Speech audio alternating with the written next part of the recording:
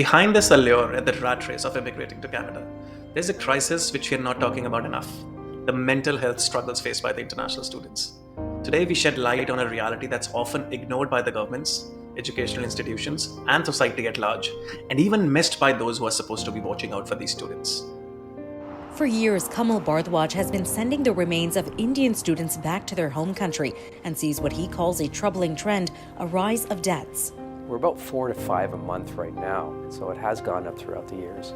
Directors at the Lotus Funeral Home say they have seen an increase in the number of deaths, some caused by overdose or suicide. The funeral home says they repatriated 8 young Indian nationals in 2018.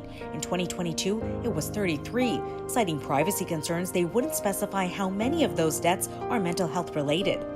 Officially, it's hard to get a firm grip on how big of an issue this is. The Canadian government doesn't track it, and CBC didn't hear back from the Indian Embassy in Ottawa.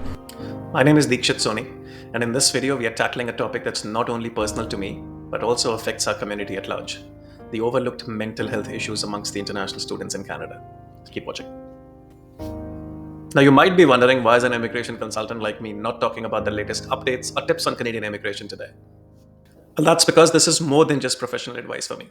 It's a topic that deeply resonates with me on a personal level.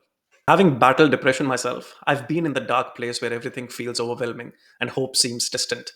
Now, I was lucky to have my family support, and especially the access to help that I needed during my battle with depression. But even then, I encountered challenges that may be all too familiar to many students these days: denial, dismissals, and a lack of empathy. It's pretty easy to think that feeling overwhelmed is just a part of life, but believe me, it's not. When I say I understand, it's not as a mental health professional, but from a place of personal experience. I've been through the darkness, that hopelessness, and know how complex can it be to navigate this, especially in an unfamiliar setting. Let's talk of the mental health challenges that international students face in Canada. Now, accessing mental health services in Canada can be a significant challenge. This is something I've personally experienced, with long wait times for therapy and treatment, a reality shared by many others as well. But this issue becomes even more pronounced for international students. Isolated from their family and support networks, they often struggle to adapt to a new country and culture. Now, these students face multiple barriers, including language differences, cultural stigma, and systemic issues that make accessing mental health support even more difficult. The fear of jeopardizing their student status can also prevent them from seeking the help that they need. This is particularly true for students from countries like India, which is by far the largest contributor of international students to Canada. As a result, many reports specifically mention the mental health challenges faced by these students.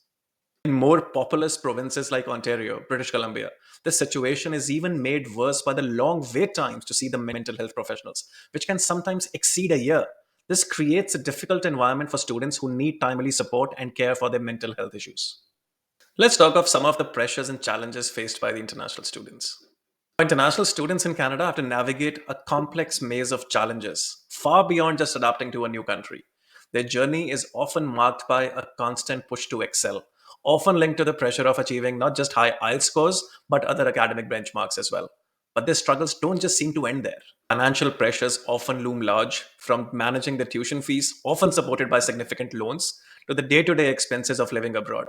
Many students take on part-time jobs, often walking a tightrope between earning enough to support themselves and staying within the legal working limits. Finding an accommodation in Canada is another hurdle, with students scrambling to find affordable and safe housing in a competitive rental market. The dream of owning a car for some of the students turns into an added financial burden. Now, here I would like to talk a bit about social media as well. Now, social media here plays a dual role.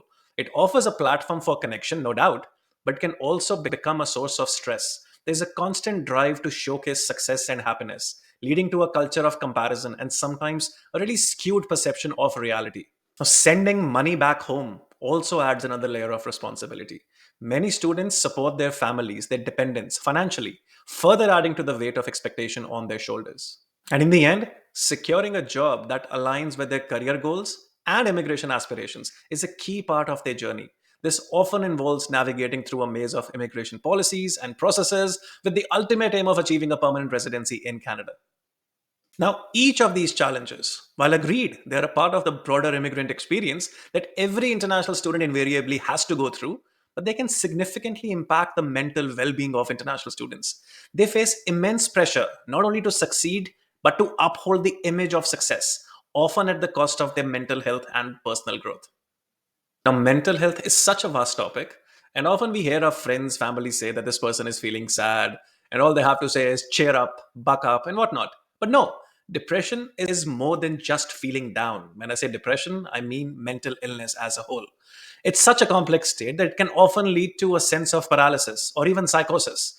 Now, psychosis is not just hearing sounds or seeing things which don't exist. Psychosis could be something as simple as where you know that you need to act.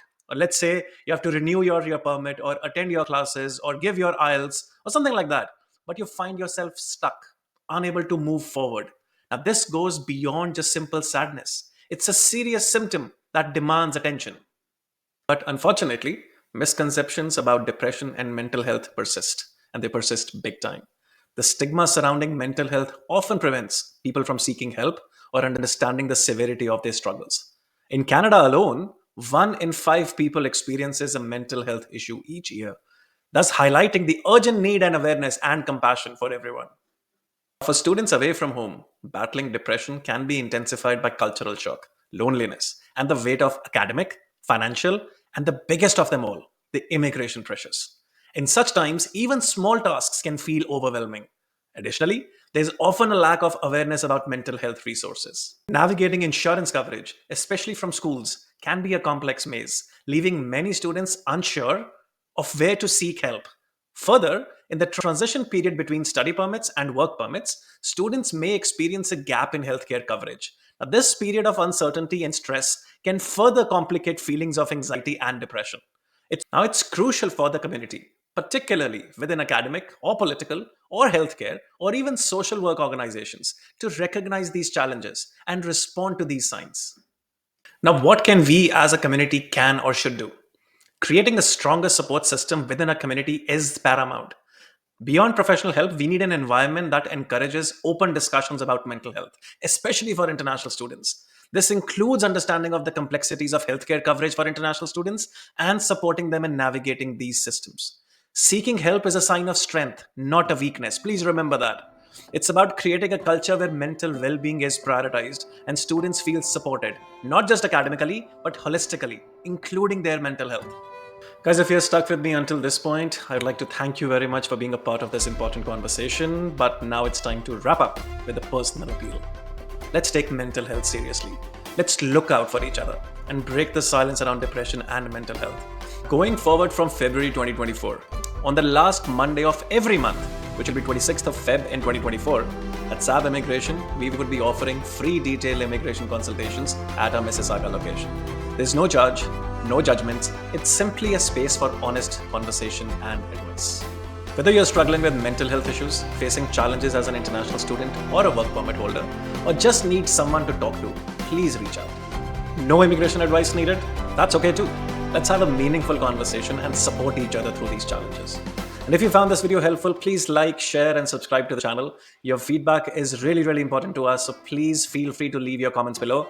I'm also including my contact details below in their description for anyone who wants to connect. Until next time, remember, you're not alone in this journey. Take care.